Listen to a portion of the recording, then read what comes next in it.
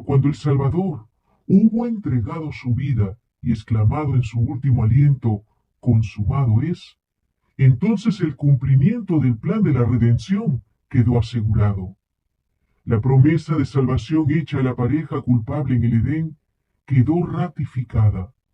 El reino de la gracia, que hasta entonces existiera por la promesa de Dios, quedó establecido. Así, la muerte de Cristo, el acontecimiento mismo que los discípulos habían considerado como la destrucción final de sus esperanzas, fue lo que las aseguró para siempre. Si bien es verdad que esa misma muerte les había producido un chasco cruel, no dejaba de ser la prueba suprema de que su creencia había sido la correcta. El evento que los había llenado de tristeza y desesperación fue lo que abrió la puerta de la esperanza para todos los hijos de Adán, y en la cual se centraban la vida futura y la felicidad eterna de todos los fieles hijos de Dios en todas las edades. Después de su resurrección, Jesús apareció a sus discípulos en el camino de Emaús, y comenzando desde Moisés y todos los profetas, les iba interpretando en todas las escrituras las cosas referentes a él mismo. El corazón de los discípulos se conmovió. Su fe se reavivó. Fueron reengendrados para una esperanza viva, aun antes que Jesús se revelase a ellos.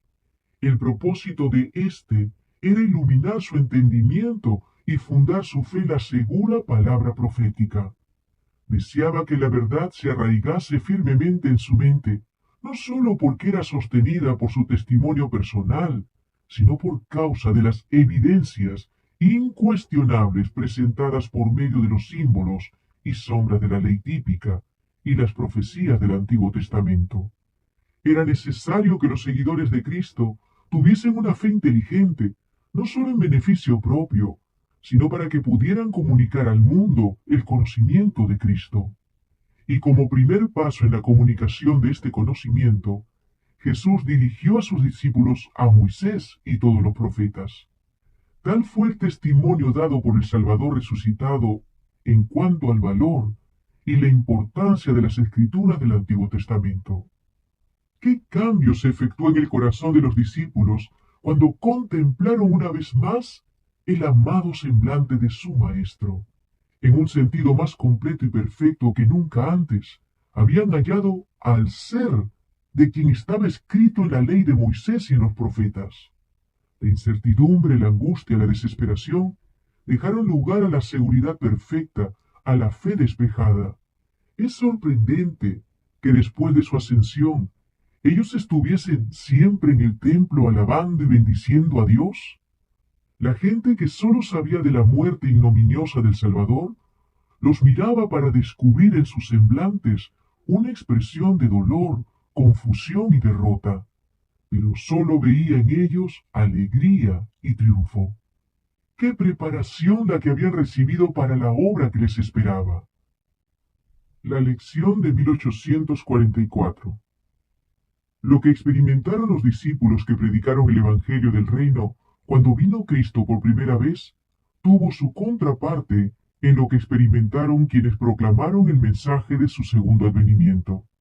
Así como los discípulos fueron predicando, el tiempo se ha cumplido y el reino de Dios se ha acercado, así también Miller y sus asociados proclamaron que el período profético más largo y último de la Biblia estaba a punto de expirar, que el juicio era inminente y que el reino eterno sería establecido.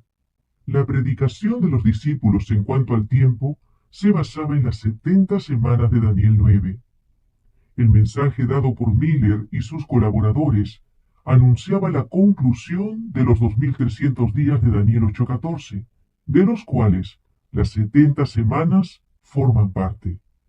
En cada caso la predicación se basaba en el cumplimiento de una parte diferente del mismo gran período profético. Como los primeros discípulos, Guillermo Miller y sus colaboradores no comprendieron ellos mismos enteramente la importancia del mensaje que presentaban. Los errores que desde hacía largo tiempo se habían establecido en la Iglesia les impidieron arribar a una correcta interpretación de un punto importante de la profecía.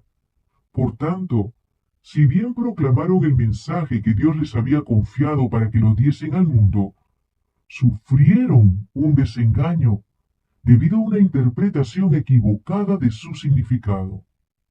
Al explicar Daniel 8:14, hasta 2300 tardes y mañanas, luego el santuario será purificado, Miller, como ya lo hemos dicho, adoptó la creencia general de que la tierra es el santuario, y creyó que la purificación del santuario representaba la purificación de la tierra por el fuego a la venida del Señor.